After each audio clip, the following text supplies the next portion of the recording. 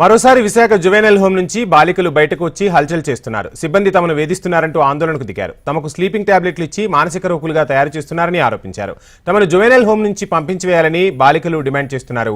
వాస్తవ పరిస్థితిని తెలుసుకోవడానికి వచ్చిన చైల్డ్ రైట్స్ ప్రొటెక్షన్ సెల్ సభ్యులపై కూడా బాలికలు దాడి చేసే ప్రయత్నం చేశారు. వాళ్ళు వచ్చి 1.5 years అయిపోతుంది.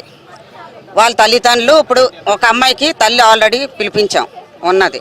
కమిటీ ఆర్డర్ ఇవ్వమని అడుగుతున్నాం. వాళ్ళు ఇప్పటికొచ్చి కమిటీ ఆర్డర్స్ రాలేదు. దాని గురించి వెయిట్ చేస్తున్నాం. ఒక అమ్మాయి పోక్సో విక్టిమ్ కింద వచ్చింది. అమ్మాయికి ఎవరు లేదు, పంపించాలా? ఎక్కడికి, ఎక్కడ పంపుతాం? కొట్టడాలు తిట్టడాలు ఏమీ లేదు మేడం. మెంటల్ కండిషన్ బాగలేదు అనేది డాక్టర్ గారు చెప్తారు. మా డాక్టర్ గారు ఉన్నారు ఇక్కడ. డాక్టర్ గారు మేము ఈ అమ్మాయికి ప్రతి మంత్ మెంటల్ కేర్ హాస్పిటల్ నుంచి మందులు తెచ్చి వేస్తాం.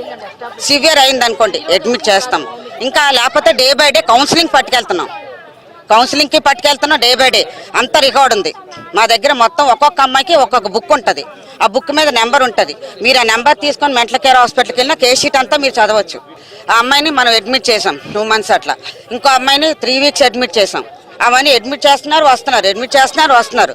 అంటే మన దగ్గరకు వచ్చినప్పటికే వాళ్ళ పరిస్థితి బాగాలేదు. మనం ఇక్కడికి వచ్చాక బాగలేకపోవడం కాదు.